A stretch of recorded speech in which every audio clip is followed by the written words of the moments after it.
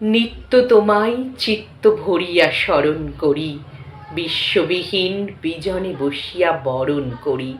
তুমি আছো মোর জীবন মরণ হরণ করি।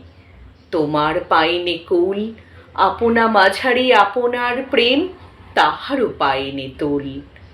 উদয় শিখরে সূর্যের মতো সমস্ত প্রাণ মম চাহিয়া রয়েছে নিমেষ নিহত একটি নয়ন সম। অগাধ অপার উদাস দৃষ্টি, নাহিকো তাহার সীমা।